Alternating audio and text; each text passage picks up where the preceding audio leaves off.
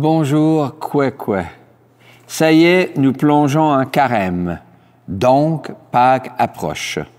Seule la lumière de Pâques peut nous convaincre d'entreprendre un tel périple qui nous conduira au matin de Pâques le 20 avril prochain et à la joie de Pentecôte le 8 juin prochain. Pourquoi entreprendre un tel voyage intérieur? Pour renaître autrement. Les temps actuels nous donnent de nombreuses raisons de questionner le sens de la vie. Les séquelles de la pandémie se font sentir, la crise environnementale s'accentue et comme ce n'était pas assez, la diplomatie échoue et les guerres se multiplient. Le voisin états-unien menace même d'intégrer le Canada dans sa fédération. Qui ne sent pas un besoin de se remettre en retrait pour comprendre un peu mieux ce qui se passe? Comment cultiver l'espérance? Comment transformer la dette en espoir? Prenons le temps de ce carême pour entrer en soi afin de discerner en Jésus la présence d'un Dieu fidèle. Jésus est le pain qui nourrit notre marche. En lui, tout a changé, tout a basculé, un monde a disparu, un autre monde est né depuis qu'il est venu. Quand tu ne gardes plus, au bout d'un long hiver, l'espoir d'une saison nouvelle, rappelle-toi Jésus qui franchit le désert, conduit par un amour fidèle. Car depuis qu'il est venu, en nous tout a changé, un monde est disparu, un autre monde est né, depuis qu'il est venu.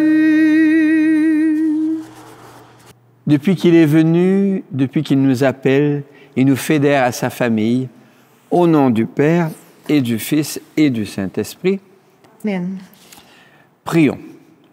Les temps ne sont guère propices à la confiance. Bien au contraire, pour survivre, la méfiance devient la règle et plusieurs passent même à la défiance. Jésus a connu aussi des temps peu propices à la confiance. Souvenons-nous, lors de son grand plongeon dans le fleuve Jourdain, près de Jean, celui qui baptise, Jésus entend la voix qui lui dit qu'il est un fils aimé, en qui Dieu trouve toute joie, et nous en parlerons la semaine prochaine. Or, la Palestine de son temps est ravagée par la guerre, où l'Empire romain impose une pax romana pour enrichir Rome en pillant les ressources des périphéries. Puis Jean, celui qui a baptisé Jésus, se fait arrêter par l'autorité locale, complice de l'Empire romain. Jésus comprend que son heure est venue, c'est à son tour de jouer. Il retrousse ses manches, il se retire au désert où il comprend qu'on ne vit pas seulement de pain, mais d'une relation profonde qui donne un sens à la vie. Seigneur, dans nos temps difficiles, attire-nous au désert pour y retrouver ce qui est essentiel. Aujourd'hui, ce soir, demain et dans les siècles des siècles. Amen. Amen. Gloire au Christ, parole éternelle du Dieu vivant. Gloire à toi, Seigneur. Gloire au Christ, parole éternelle du Dieu vivant. Gloire à toi, Seigneur. Le Seigneur est déjà avec toi. Et avec toi aussi. Annonce d'une bonne nouvelle pour notre libération en Jésus-Christ selon saint Luc. Gloire à toi, Seigneur. Que cette parole soit dans ma mémoire, pour que je m'en souvienne, sur mes lèvres, que je la dise, et dans mon cœur, pour qu'elle me fasse vivre. Après son baptême, Jésus, rempli de l'Esprit Saint, quitta les bords du Jourdain. Il fut conduit par le souffle saint à travers le désert, où pendant 40 jours, il fut mis à l'épreuve par le démon. Il ne mangea rien durant ces jours-là, et quand ce temps fut écoulé, il eut faim. Le démon lui dit alors, « Si tu es le Fils de Dieu, ordonne à cette pierre de devenir du pain. » Jésus répondit, « Il est écrit, ce n'est pas seulement de pain que l'homme doit vivre. » Acclamons cette parole de Dieu. Louange à toi, Seigneur Jésus. Gloire au Christ, parole éternelle du Dieu vivant. Gloire à toi, Seigneur. Gloire au Christ, parole éternelle du Dieu vivant. Gloire à toi, Seigneur.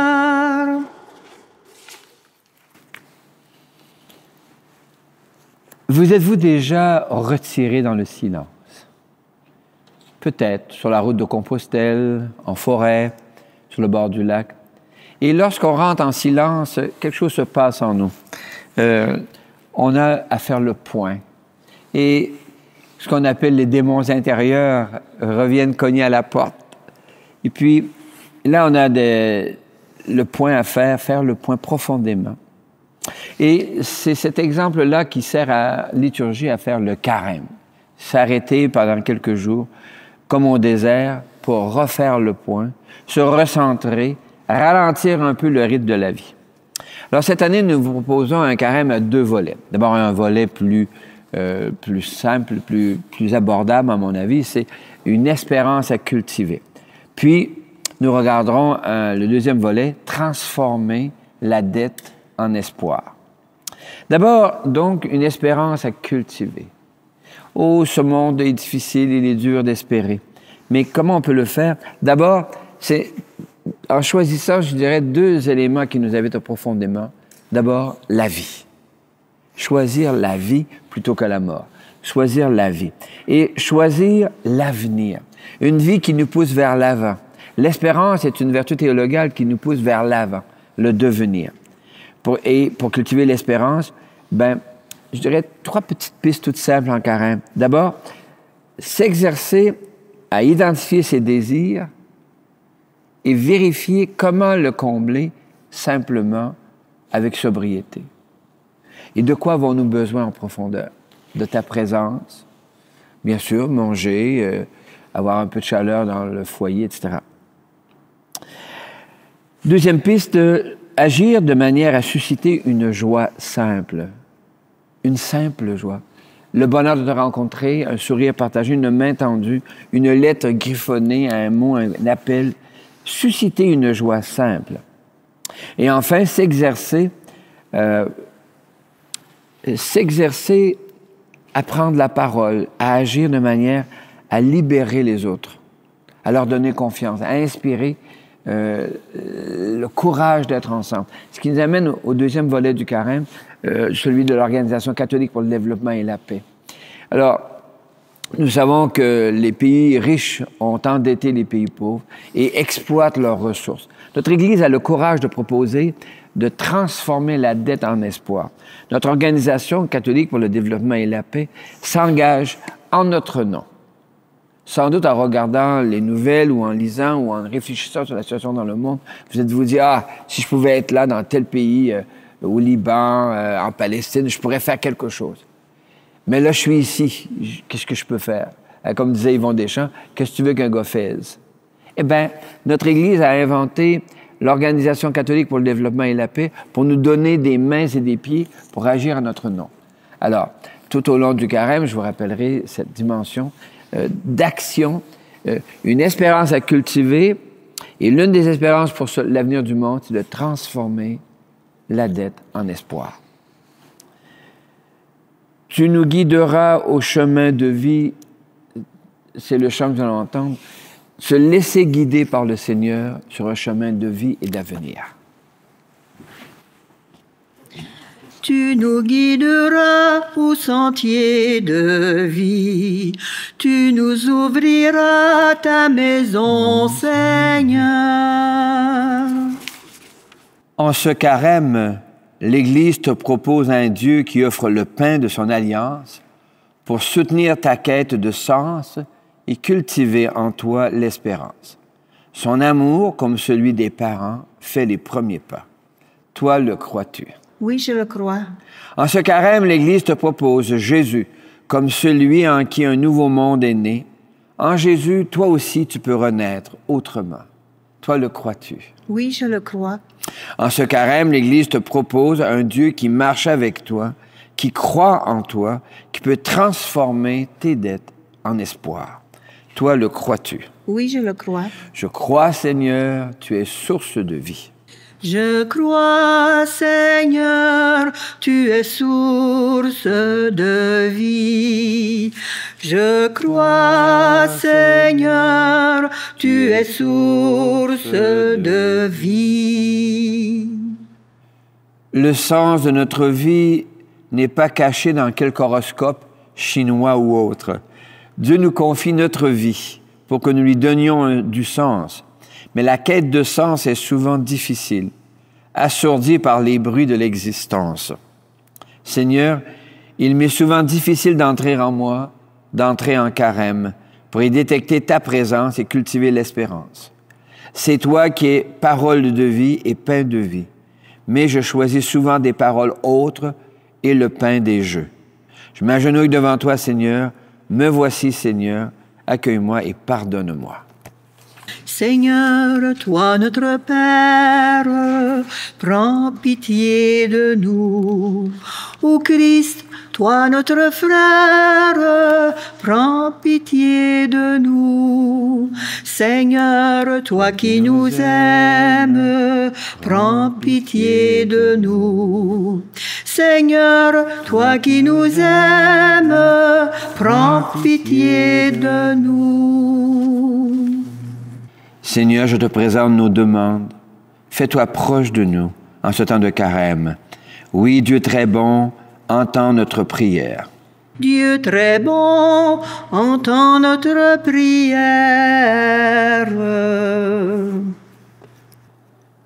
Pour l'Église de Dieu. Seigneur, notre Église est convoquée au désert.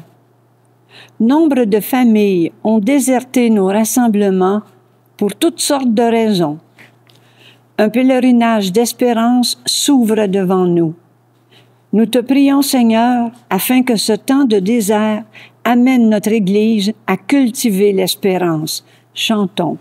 Dieu très bon, entends notre prière. Pour les sociétés humaines, la responsabilité citoyenne traverse un désert. Nombre de citoyennes et de citoyens ont déserté les engagements politiques. Plusieurs ne votent plus. Plusieurs demeurent sceptiques devant la gestion de la chose publique. Trop de scandales, de magouilles, de jeux d'influence entre petits amis du régime, trop de mensonges. Nous te prions, Seigneur, pour que ce temps de désert amène les responsables de la cité au respect de la vie citoyenne. Chantons. Dieu très bon, entends notre prière.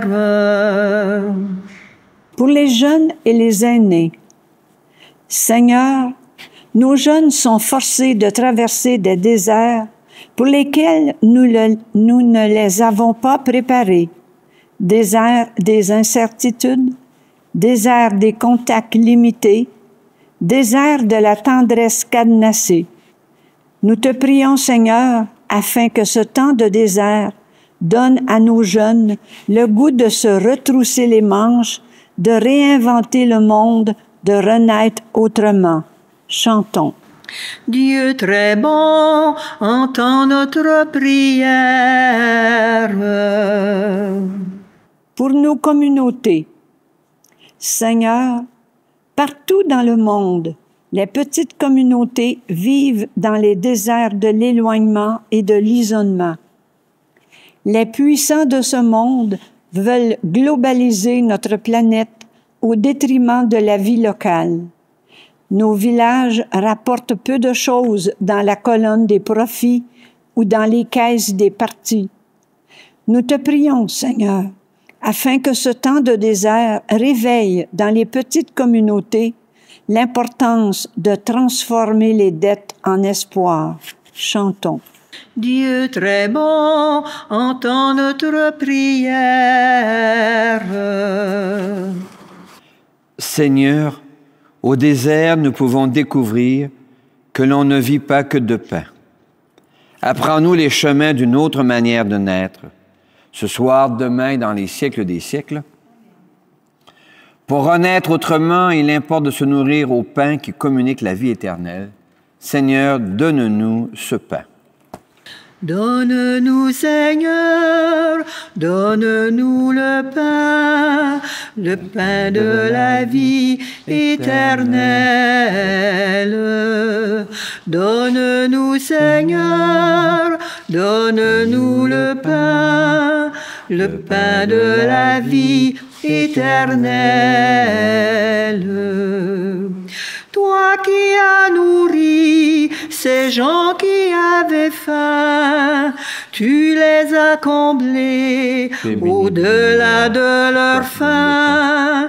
Encore aujourd'hui, quand tu ouvres les mains, tu viens nous donner beaucoup plus que du pain. Donne-nous, Seigneur, donne-nous le pain de la vie éternelle.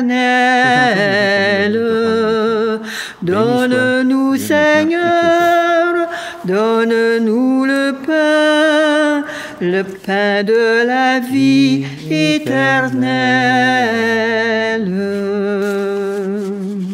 Prions ensemble au moment d'offrir le sacrifice de toute l'Église. Pour la gloire de Dieu, le salut du monde. Le Seigneur est avec toi. Et avec toi aussi. Élevons notre cœur. Nous nous tournons vers le Seigneur. Rendons grâce au Seigneur, notre Dieu. Cela est juste et bon. Dieu notre Père, nous te rendons grâce et nous te bénissons par Jésus, Christ et Seigneur, pour ton œuvre d'amour en ce monde.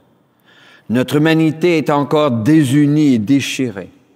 Pourtant, nous savons et nous y proclamons que tu ne cesses d'agir, que tu es à l'origine de tout effort vers la paix. Ton souffle de bienveillance travaille nos cœurs. Des ennemis se parlent, des adversaires se tendent la main, des peuples qui s'opposent acceptent de faire ensemble une partie du chemin. Oui, c'est à toi, Seigneur, que nous le devons. C'est le désir de s'entendre l'emporte sur la guerre.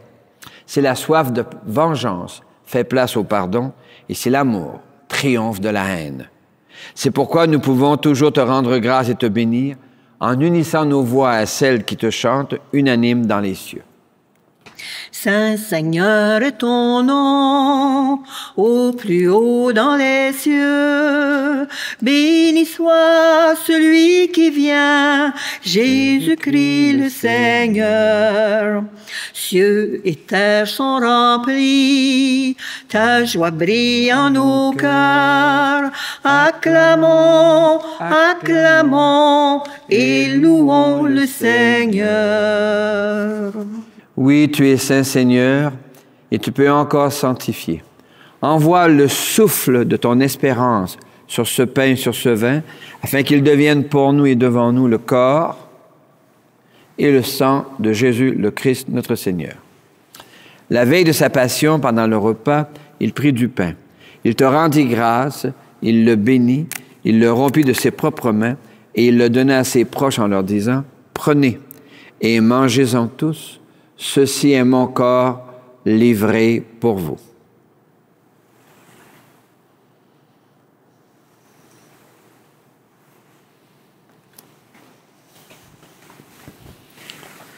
Mon Seigneur et mon Dieu. De la même façon, ce soir-là, il tenait entre ses mains la coupe de bénédiction. Il te rendit grâce pour ton amour, puis il la donna à ses proches en leur disant, « Prenez et buvez-en tous, car ceci est la coupe de mon sang, le sang d'une alliance nouvelle, éternelle, qui sera versé pour vous et pour la multitude en rémission des péchés. » Il leur dit encore, « Quand vous ferez cela, vous le ferez en mémoire de moi. »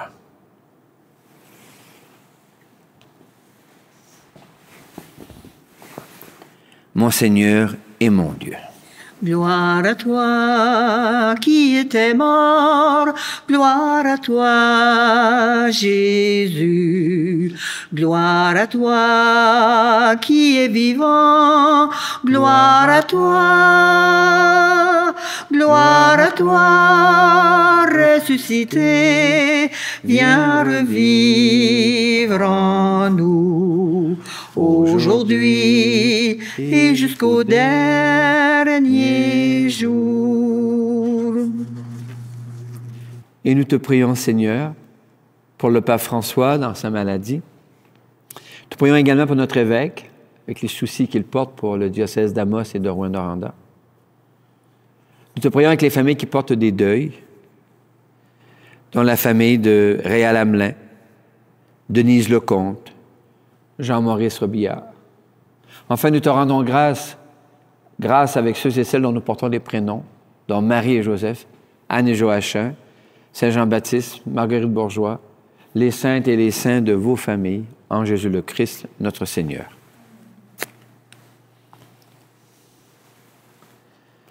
Par lui, avec lui et en lui. À toi, Dieu le Père Tout-Puissant, dans l'unité du Saint-Esprit, tout honneur et toute gloire pour les siècles des siècles. Amen. Comme nous l'avons appris du Sauveur et à son invitation, nous pouvons dire, Notre Père, qui es aux cieux, que ton nom soit sanctifié, que ton règne vienne, que ta volonté soit faite sur la terre comme au ciel. Donne-nous aujourd'hui notre pain de ce jour. Pardonne-nous nos offenses comme nous pardonnons aussi à ceux qui nous ont offensés. Et ne nous laisse pas entrer en tentation, mais délivre-nous du mal. Car c'est à toi qu'appartiennent le règne, la puissance et la gloire pour les siècles des siècles. Amen. Seigneur Jésus-Christ, tu as dit à tes amis, je vous laisse la paix, je vous donne ma paix. Ne regarde pas nos égarements, nos erreurs, mais la foi de ton Église. Pour que ta volonté s'accomplisse, donne-lui toujours cette paix. Conduis-la vers l'unité parfaite, toi qui règnes pour les siècles des siècles, et que la paix du Seigneur soit déjà et toujours avec vous. Avec toi aussi. Merci beaucoup. Miigwech. Qu'elle vienne en toi, la paix de Dieu. Qu'elle vive en toi, la paix de Dieu. Qu'elle chante en toi, qu'elle aime en toi, la paix de Dieu. Qu'elle vienne en toi, la paix de Dieu. Qu'elle vive en toi, la paix de Dieu. Qu'elle chante en toi, qu'elle aime en toi, la paix de Dieu. L'homme ne vit pas que de pain, dit la parole, mais sans pain il ne vit pas. Seigneur, tu te fais nourriture pour nous. Heureux les intelligences et les cœurs qui entendent la parole de Jésus qui dit « Ceci est mon corps ».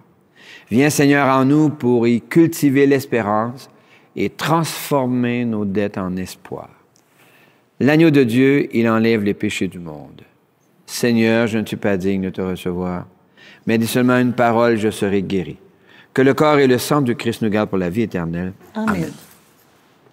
Si l'espérance t'a fait marcher plus loin que ta peur, tu auras les yeux levés, alors tu pourras tenir jusqu'au soleil de Dieu.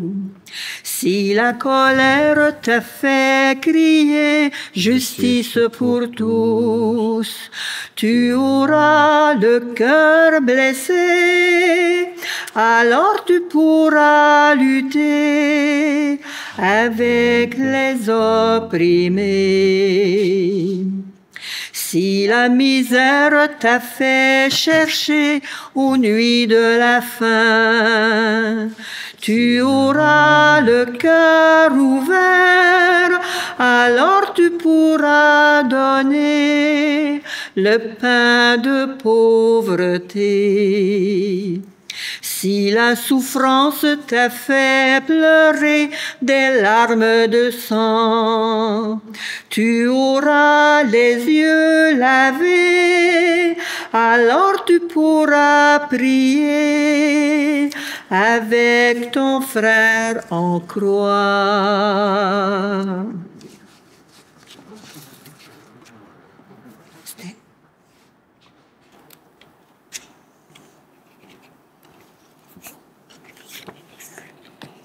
Lecture de la lettre de Saint Paul apôtre aux Romains. Que dit l'Écriture? Tout près de toi est la parole.